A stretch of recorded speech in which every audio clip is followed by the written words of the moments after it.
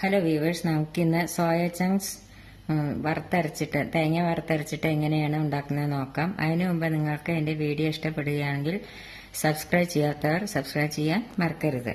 ഇനി നമുക്കത് എങ്ങനെയാണ് ഉണ്ടാക്കുന്നത് നോക്കാം. അതിന് വേണ്ടിയിട്ട് ഒരു കപ്പ് സോയ ചങ്ക്സ് എടുത്തിട്ടുണ്ട്. ഇതേമാതിരി ചെറുതാണ് എടുത്തിരിക്കുന്നത്. വലുതാ ചിലപ്പോൾ ഉണ്ടാവും, വലുതും ഉണ്ടാവും. അത് അല്ല ഞാൻ എടുത്തിരിക്കുന്നത്, ഞാൻ ചെറുതാണ് എടുത്തിരിക്കുന്നത്. പിന്നെ അതിലേക്ക് വേണ്ട സാധനങ്ങൾ എന്തെല്ലാമാണെന്ന് വെച്ചാൽ ഒരു സവാള ഇതേമാതിരി ചെറുതാക്കി നുറുക്കി എടുത്തിട്ടുണ്ട്. പിന്നെ ഒരു പച്ചമുളക് എടുത്തിട്ടുണ്ട്. പിന്നെ അതിലേക്ക് മുളക് പൊടി ഒരു സ്പൂൺ നമ്മുടെ എരിവിനനുസരിച്ച് എടുക്കണം. പിന്നെ കുരുമുളക് പൊടി ഒരു അര സ്പൂൺ എടുത്തിട്ടുണ്ട്. പിന്നെ ഗരം മസാലപ്പൊടി ഒരു അര സ്പൂൺ എടുത്തിട്ടുണ്ട്. ഉപ്പ് ആവശ്യത്തിന്, പിന്നെ മഞ്ഞൾപ്പൊടി, പിന്നെ ഇഞ്ചി വെളുത്തുള്ളി ചതച്ചെടുത്തത്. പിന്നെ അതിലേക്ക് വേണ്ടത് കുറച്ച് മല്ലിപ്പൊടി വേണം, ഒരു 2 സ്പൂൺ മല്ലിപ്പൊടി വേണം. പിന്നെ കുറച്ച് പെരിഞ്ചീരകം വേണം. പിന്നെ നാളികേരം ഒരു 5 സ്പൂൺ എടുത്തിട്ടുണ്ട്. ഈ നാളികേരം നമ്മൾ വറുത്തിട്ട് അരയ്ക്കാനുള്ളതാണ്. നാളികേരം ഈ മല്ലിപ്പൊടിയും കൂടി നമുക്ക് ഒന്ന് വറുത്തെടുക്കണം. പിന്നെ അതിലേക്ക് വേണ്ടത് ഒരു തക്കാളി വേണം. പിന്നെ കരിവേപ്പിൻ്റെ ഇല വേണം. ഇത്ര സാധനമാണ് വേണ്ടത്. ഇനി നമുക്കത് എങ്ങനെയാണ് ഉണ്ടാക്കുന്നത് നോക്കാം. ആദ്യം നമുക്ക് കുറച്ച് വെള്ളം തിളപ്പിച്ചെടുക്കണം. ഈ വെള്ളം ഒന്ന് തിളക്കട്ടെ. ഇപ്പം നമ്മുടെ വെള്ളം തിളച്ച് കഴിഞ്ഞ് അതെന്ത് ചെയ്യണം, അത് നമുക്ക് ഇതിലേക്ക് ഒഴിച്ചു കൊടുക്കാം, ഈ സോയ ചങ്ക്സിലേക്ക്. എന്നിട്ട് അത് നമുക്ക് ഒരു 15 മിനിറ്റ് അടച്ചു വെച്ചിട്ട് വയ്ക്കാം. എന്നിട്ട് ഇത് നമ്മൾ തണുത്തിട്ട് നല്ലപോലെ കൈകൊണ്ട് നല്ലപോലെ പിഴിഞ്ഞെടുത്തിട്ട് വേണം ഉണ്ടാക്കാനായിട്ട്. ഇനി നമുക്കൊരു പുറത്തേക്ക് മാറ്റി വയ്ക്കാം. ഇനി നമുക്കൊരു ചീനച്ചട്ടി അടുപ്പത്ത് വെച്ചിട്ട് അതിലേക്ക് കുറച്ച് വെളിച്ചെണ്ണ ഒഴിച്ചു കൊടുക്കാം.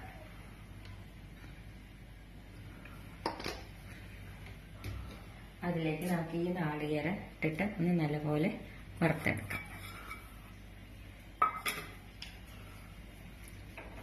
ഇതൊന്ന് വറവാവട്ടെ.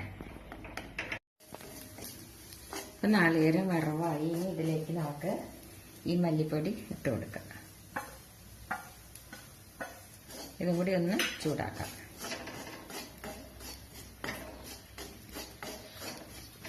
ഇനി ഇതിലേക്ക് നമുക്ക് ഈ പെരിഞ്ചീരകം ഇട്ട് കൊടുക്കാം.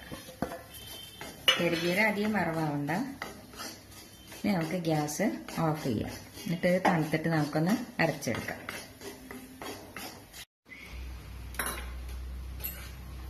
ഇനി നമ്മൾ എന്താ ചെയ്യേണ്ടതെന്ന് വെച്ചാൽ ഒരു ചീഞ്ചട്ടി അടുപ്പത്ത് അതിലേക്ക് കുറച്ച് എണ്ണ ഒഴിച്ചു കൊടുക്കാം. ഇനി അതിലേക്ക് നമുക്ക് ഈ സവാള അല്ല ആദ്യം നമുക്ക് ഈ വെളുത്തുള്ളി ഇഞ്ചിയും കൂടി ഇട്ടു. ഇപ്പം വെളുത്തുള്ളി ഇഞ്ചിയും കൂടി ഒന്ന് മൂത്തു. ഇനി അതിലേക്ക് നമുക്ക് ഈ സവാളയും പച്ചമുളകും ഇട്ട് കൊടുക്കാം. ഇതെല്ലാം നമുക്ക് നല്ലപോലെ വഴറ്റിയെടുക്കാം. ഈ സവാള പെട്ടെന്ന് വഴലാനായിട്ട് നമുക്ക് കുറച്ച് ഉപ്പിട്ട് കൊടുക്കാം. ഇതൊന്ന് വഴറ്റിയെടുക്കാം. സവാള നല്ലപോലെ വഴന്നു കഴിഞ്ഞു. അതിലേക്ക് നമുക്കിനി പൊടികളെല്ലാം ഇട്ട് കൊടുക്കാം. അതൊന്ന് വഴറ്റട്ടെ. ഇനി ഇതിലേക്ക് നമുക്ക് ഈ തക്കാളി മുറിച്ചത് ഇട്ട് കൊടുക്കാം. ഈ തക്കാളി നല്ലപോലെ ഒന്ന് വഴലട്ടെ. തീ സിമ്മിലാക്കി വയ്ക്കാം. ഈ തക്കാളി നല്ലപോലെ ഒന്ന് വഴലട്ടെ. അപ്പോഴേക്കും നമുക്ക് നാളികേരം ഒന്ന് അരച്ചെടുക്കാം. അപ്പം നമ്മളിത് തിളച്ച വെള്ളത്തിലിട്ടതല്ലേ സോയ ചങ്ക്സ്. ഇനി നമുക്കിതൊന്ന് വെള്ളമെല്ലാം തണുത്തു. ഇനി നമുക്കിതൊന്ന് നല്ലപോലെ ഇതേമാതിരി നല്ലപോലെ പിഴിഞ്ഞെടുക്കണം. ഇങ്ങനെ ഇതിനെ ഇനി ഒരു 2-3 തവണ കൂടി നമ്മൾ നല്ല വെള്ളത്തിലിട്ടിട്ട് ഒന്ന് കഴുകിയെടുക്കണം. അത് കഴുകിയിട്ട സോയ ചങ്ക്സ് ആണ്. ഒരു കാര്യം ഞാൻ പറയാൻ മറന്നുപോയി. നമ്മളിത് തിളച്ച വെള്ളത്തിലില്ലേ, ആ വെള്ളത്തിൽ കുറച്ച് ഉപ്പിട്ട് കൊടുത്തിട്ട് വേണം ഇത് അതിലിടാൻ. കാരണം എന്നാൽ ഇതിൽ കുറച്ച് ഉപ്പ് പിടിക്കും. അത് ഞാൻ പറയാൻ വിട്ടുപോയതാണ്. അപ്പം നമ്മുടെ തക്കാളി നല്ലപോലെ വഴന്നു കഴിഞ്ഞു. ഇനി അതിലേക്ക് നമുക്ക് ഈ സോയ ചങ്ക്സ് ഇട്ട് കൊടുക്കാം.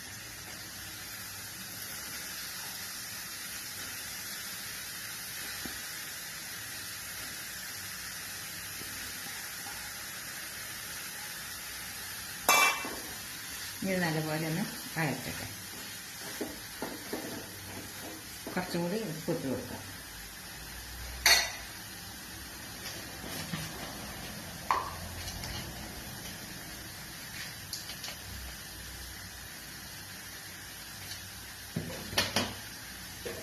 നല്ലപോലെ ഒന്ന് വഴറ്റിയെടുക്കട്ടെ.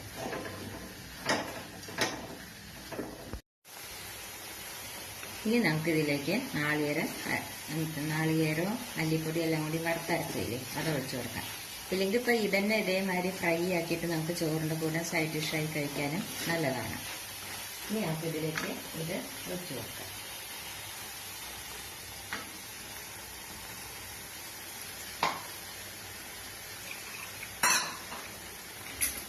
കുറച്ചുകൂടി വെള്ളം ഒഴിച്ചു കൊടുക്കാം.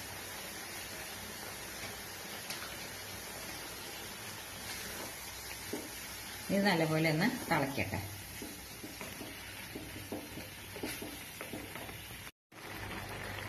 നാളികേരമൊക്കെ ഒഴിച്ച് നല്ലപോലെ തിളച്ച് കഴിഞ്ഞ് ഇനി ഇതിലേക്ക് നമുക്ക് കുറച്ച് കരിവേപ്പില ഇട്ട് കൊടുക്കാം. മല്ലിയില ഉണ്ടെങ്കിൽ അതും ഇട്ട് കൊടുക്കാം. മല്ലിയില എൻ്റെ കയ്യിലില്ല. നിങ്ങൾക്ക് വെള്ളം കൂടുതൽ ആവശ്യമുണ്ടെങ്കിൽ കുറച്ചും കൂടി നമ്മൾ തിളച്ച വെള്ളം ഒഴിച്ചു കൊടുത്താൽ മതി. ഇനി നമുക്കിത് ഗ്യാസ് ഓഫ് ചെയ്യാം. ഇതൊരു സെർവിങ് പ്ലേറ്റിലേക്ക് മാറ്റാം. ഇപ്പം നമ്മുടെ വറുത്തരച്ച സോയ ചങ്ക്സ് കറി റെഡിയായി. ഇത് ചപ്പാത്തിയുടെ കൂടെ, അപ്പത്തിൻ്റെ കൂടെ, നൂലപ്പത്തിൻ്റെ കൂടെ എല്ലാം കഴിക്കാൻ നല്ലതാണ്. പുഴിയുടെ കൂടെ കഴിക്കാനും നല്ലതാണ്. ഇതെല്ലാവരും ട്രൈ ചെയ്ത് നോക്കുമല്ലോ. ഇഷ്ടപ്പെടുകയാണെങ്കിൽ ലൈക്ക് ചെയ്യാനും ഷെയർ ചെയ്യാനും സബ്സ്ക്രൈബ് ചെയ്യാനും മറക്കരുത്. താങ്ക്